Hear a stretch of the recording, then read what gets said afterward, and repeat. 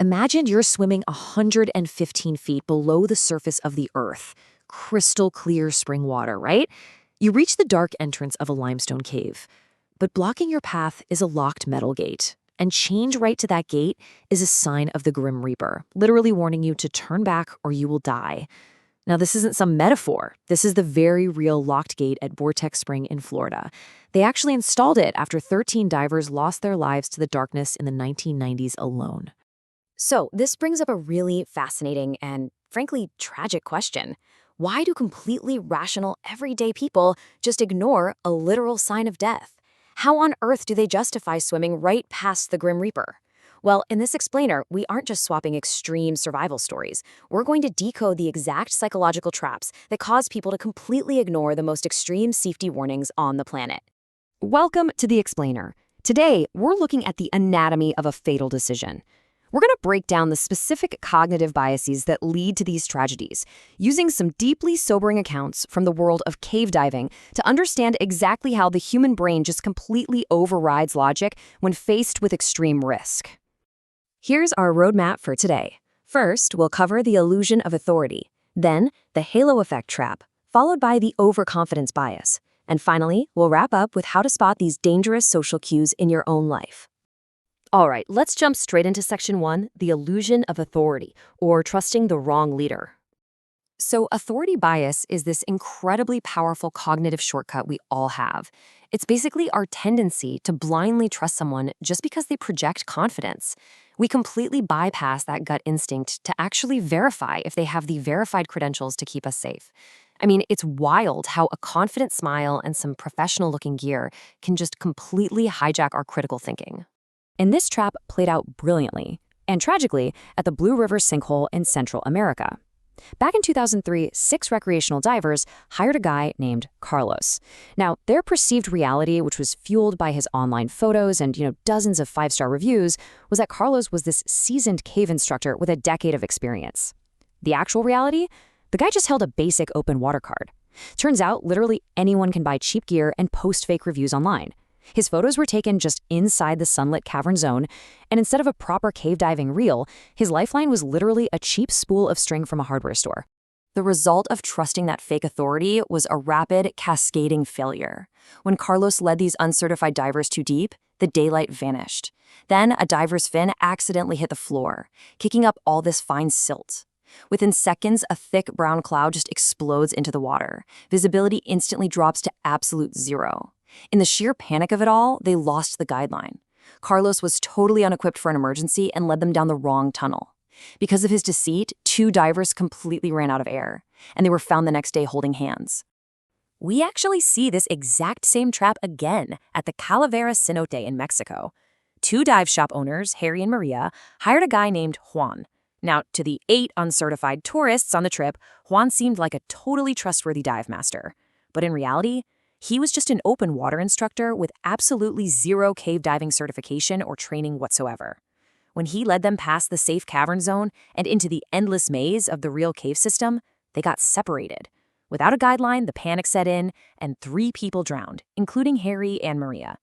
Authority bias tells us to follow the leader, right? But if that leader is lying, it's a fatal flaw. Let's move right along to section 2, the halo effect trap, which is all about blind trust in friends. This brings us to the halo effect.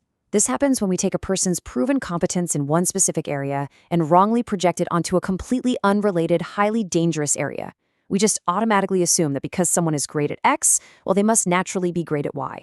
This psychological trap explains exactly why a 52-year-old, super experienced diver named Andrew followed his friend Cliff into a Florida spring cave.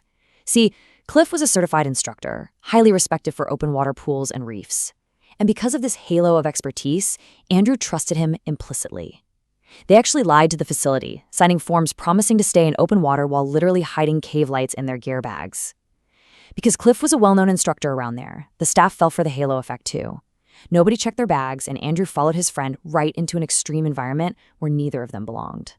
120.